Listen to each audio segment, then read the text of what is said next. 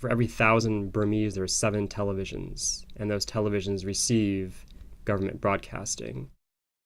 It's very difficult to get outside information. Possessing certain books and certain kind of literature, information from outside Burma is an offense that can get you imprisoned.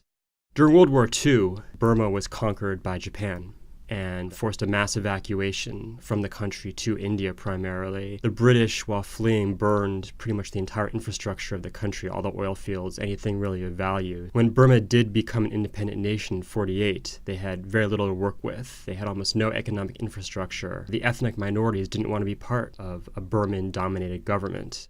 There's 130 plus ethnic groups, many of which distrust each other. The majority, about 2/3 of the country, are ethnic Burmans. And then you've got the Shan, the Karen, the Kachins, and many small hill tribes on the periphery of the country. George Orwell was a policeman in Burma and talks about in Burmese days about the brutal methods that the British used to govern their unruly colony. Part of the colonial experience, I think, for Burma was creating a great mistrust and hatred of the West and of foreigners in general. Ne Win was really able to tap that xenophobia and that awful colonial experience to create a very paranoid mindset among the society.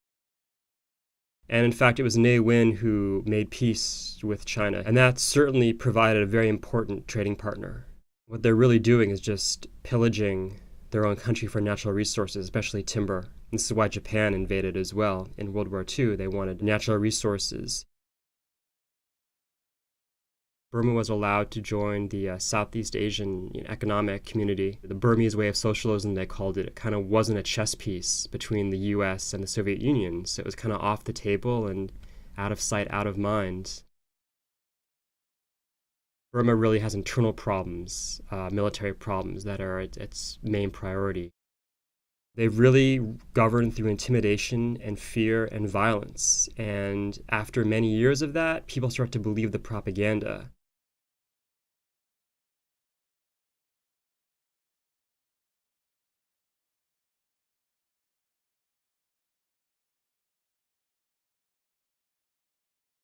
This is the most repressive, brutal, evil regime on the planet right now.